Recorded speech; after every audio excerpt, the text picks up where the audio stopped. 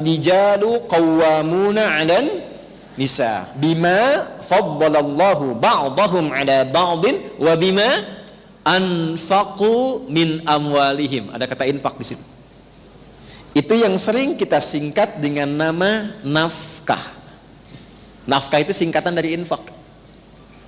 Baik, saya persingkat dengan cepat. Untuk menjalankan aktivitas di rumah tangga ada harta tidak? Ada kan ya? Nah, harta itu yang disebut dengan nafkah atau infak pokok. Jelas? Bagaimana mengelolanya? Satu, pastikan jangan sampai disalurkan pada yang haram. Dapatnya halal, disalurkannya pun halal. Yuk kita lihat. Kita ambil dari pokok hadis Nabi saja. Thumma dzakara rajula yutilu as-safara ash'atha aghbara yamuddu yadayhi ila as-sama'i faqala ya rabb faqala Rasulullah sallallahu alaihi wasallam anna yustajabu lidzalika famat'amu haram. Satu, ada orang yang doanya sulit dijawab, mental lagi karena ternyata dia biasa makan dari yang haram. Jaga makanan di rumah, Bu, jangan masuk yang haram. Suami kasih halal, jangan berikan dari bahan yang haram. Karena sekarang saya lihat membedakannya tuh nggak mudah. Coba di pasar-pasar, di supermarket, di toko-toko, dari mana kita tahu bahwa dipotongnya benar? Contoh saja, ya, contoh. Mashrabuhu haram. Yang tadi doanya sulit itu diterima karena minumannya haram. Maka jangan pernah buatkan sesuatu yang bersumber dari yang haram. Makanan, minuman. Perhatikan nih. Malbasu haram. Pakaiannya Allah nggak suka.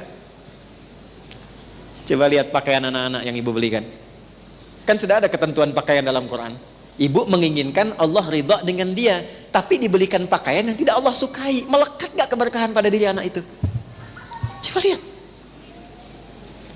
Ya, Allah senang yang bagaimana? Allah senang seperti apa? Sementara orang tua memberikan pakaian yang Allah nggak suka, aurat yang terbuka, yang tampak, yang kemudian bahkan dikatakan modelnya sekarang begitu. Sekarang, nanti saat sekarang ditinggalkan pulang, itu bukan modelnya lagi. Saya sering berikan nasihat pada perempuan, saudari-saudari saya yang muslimah, ibu-ibu, para akhwat, jangan pernah bikin malaikat mungkar dan nakir bingung. Itu selalu. Karena kafan muslimah itu ada kerudungnya. Kalau laki-laki 2 kain, perempuan tuh 2 plus 1. Satunya itu kerudungnya. Itu. Jadi jangan sampai tidak dikenakan saat di dunia, tapi saat dikubur dipakai.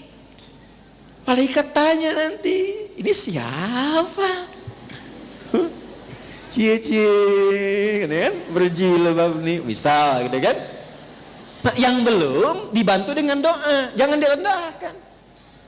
Jangan direndahkan, jangan diejek, diajak. Tidak diejek, diajak.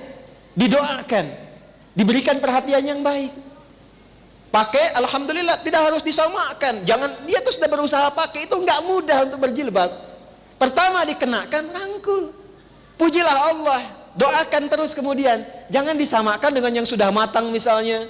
Yang jilbabnya sudah merasa sudah lebih baik.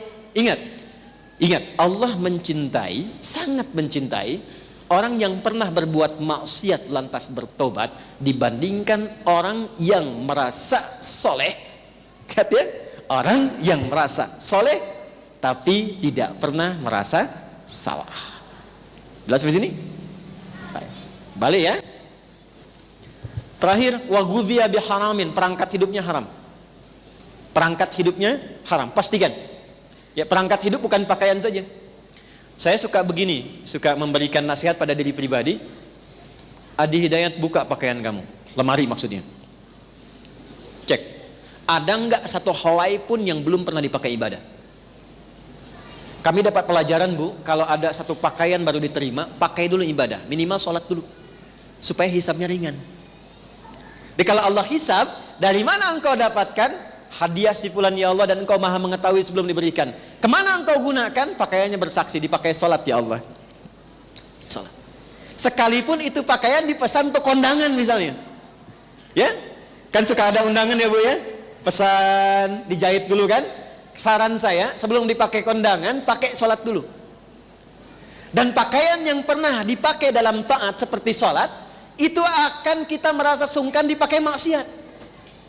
Yakin saya Bu, kalau ibu pernah biasakan pakaian berbuat yang baik, itu akan merasa nggak nyaman ketika dipakai pada yang tidak baik. Pakaian itu akan nggak enak dipakainya. Ada orang gibah, ibu nggak enak. Ya, diajak ke tempat yang nggak bagus, itu nggak nyaman. Itu poinnya. Paham sampai sini?